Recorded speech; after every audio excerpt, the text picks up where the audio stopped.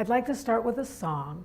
It's been a hobby of mine all my life, and I just write messages and poems into my songs. This is going to be related to what I'm going to share with you tonight.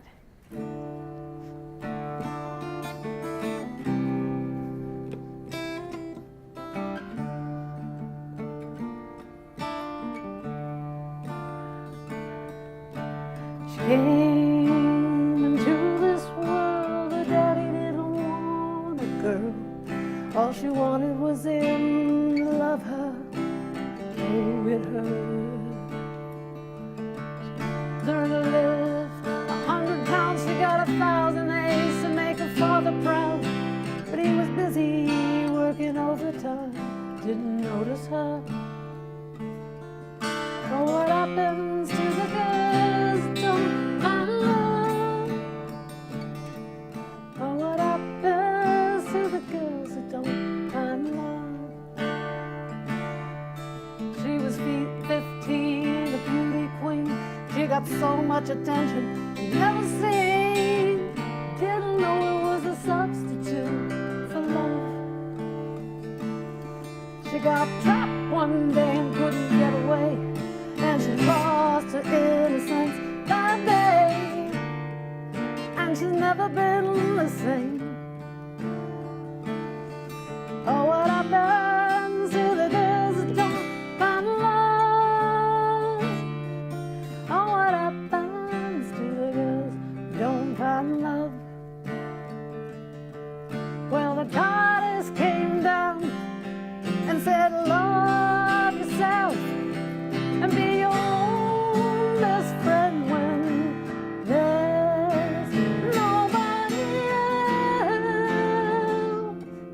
Be the love you seek, be the love, be the love, and send it out like a rainbow. And be the love you seek and send it out like a rainbow.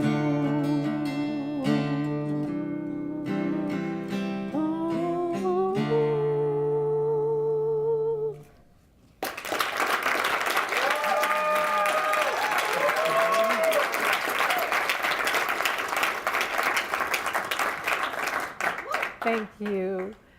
My name is Bridget Marian Love. I'm a women's empowerment leader, you may have guessed.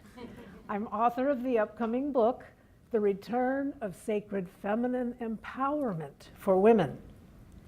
Besides being a registered nurse for 25 years, I am a metaphysical energy nurse. You could say I'm soon to get a doctorate in the metaphysical healing arts. And I'm also an ordained reverend in the Wisdom of the Heart Church. Empowerment is really very personal for me. It happened one day. Actually, I'll start with my 3.5-year marriage that almost took my life and almost destroyed my face. I had so many batterings on my head and my face that it took years to recover. And I want to tell you about the day in 1980 in December. It was a day like any other day. I would be going to work at the electronics factory, and I would be picking up my husband from the bar after work. I only lived a couple of blocks away, so I thought I'll stop home before I go, could change a little bit, grab something. And there was a knock on the door, and a friend had come.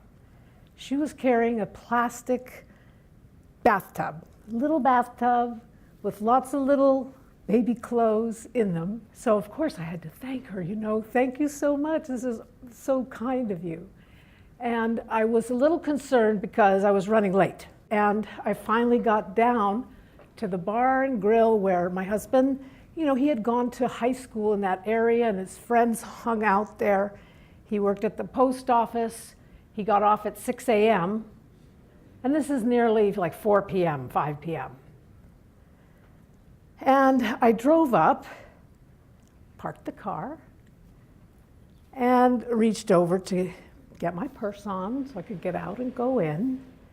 And as I exited the car, I was surprised by my ex-husband, and he grabbed my purse, yanked it off my arm, and shoved it in the trunk.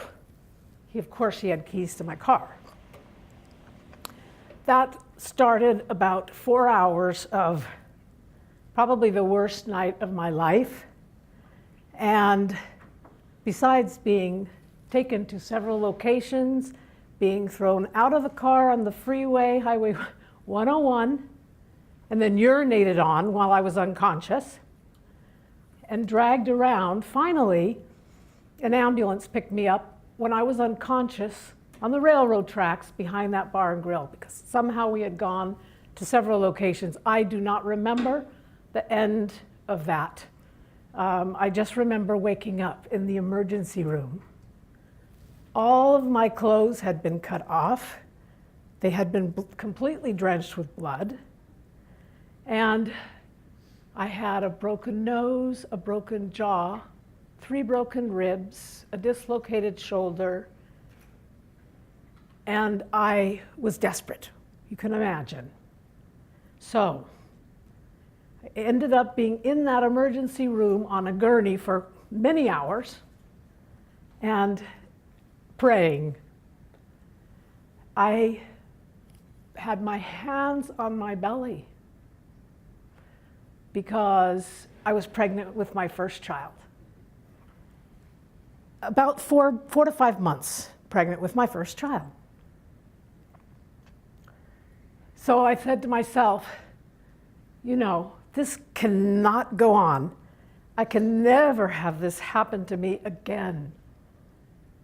I can't have this happen with my child home here. Just at that moment, the nurse walked in and she said, Bridget, I have referred you to a battered women's safe home, and you will not be going home. You know, that nurse saved my life that day. What I'd like to share with you is that a horrible trauma like that can completely disconnect you from your body and your spirit. It's called dissociation. Has anybody heard of that? Dissociation? Yes, but do you know what that means? What happens, and because I had been sensitized to many, many beatings, my control center of my brain, this is the part that controls your body and regulates it, had been set in with a fear factor. I'm sure you've heard of the fight or flight response. There is another component of that maybe we don't know. It's called freeze. Fight, flight, or freeze. So this is something that's out of our control, and it actually has to do with it's like opium, goes into our bloodstream and just anesthetizes us. It's kind of like it's preparing you for getting hurt. Another part of the brain that's affected with post-traumatic stress, which I suffered from for many years, is it's in the middle of the brain, and it's a regulator of what you filter in and out from all the stimulus that you get. You know, it's always happening around you, but your brain, to keep you on track, has to say, nah, that's not important. But what happens with post-traumatic stress is that you fail to regulate. You're always looking for danger, right? And the final thing about post-traumatic stress that maybe you haven't heard about is that in the top part of the brain, like the frontal cortex, it changes how you feel about yourself. So shame, guilt, I'm no good, I'm not worthy, I'll be always, attracting these kinds of situations. But the good news is, you can rise above trauma, and it's not like you bounce back. It is a step-by-step process that requires that you rebuild your energy get back your voice and claim your power. So what do I do with all of that education that I felt I had to get to value myself again? Is that I put all of those energy work, the nursing, the energy medicine, and the spiritual medicine into my business, which is Sacred Feminine Spirit. And my mission with Sacred Feminine Spirit is to give you solid empowerment skills, teach you how to rebuild that energy. Because if you do, you're going to restore balance that offsets the stress and the burnout and then gets you back in alignment with your personal goals, not their goals for you. And with activating your voice, you will free your truth. You'll be able to share. I couldn't share this story until now. You'll be able to share your wisdom, and that opens doors of opportunity and connection for you. But finally, seizing the power, right? That's one of the hardest things. And I believe a spiritual path will lead you to that empowerment. So that is how I incorporate all of the energy work into my business. There's been a rise in empowerment for women. Every minute, 20 people in the United States are involved in domestic abuse. This is men and women. It's not such a disparity between men and women. Men have a lot of abuse toward them as well. And so this is for everyone. And if you count every minute 20 people, what do you think that ends up in 1 year? That's 10 million incidences of, intimate partner, could be your, someone you love. There's some violence going on there. And what can we do about that to empower each other to come together to solve this problem? Women and men together. We have to come together to lead our lives with more love. That's why I call it Sacred Feminine Spirit. Do you think men have a feminine spirit? Yes, they do. Everyone has a balance of masculine and feminine energy. But how do we get to this point where there's so much disparity?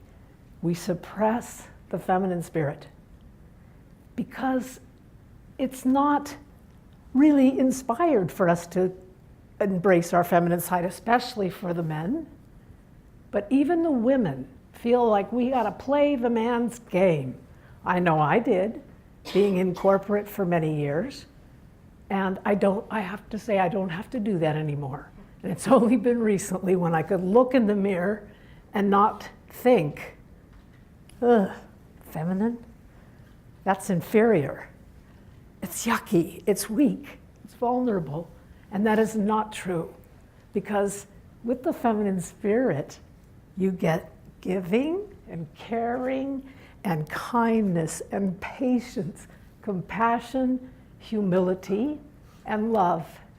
Those are the essential ingredients to create harmony in our world.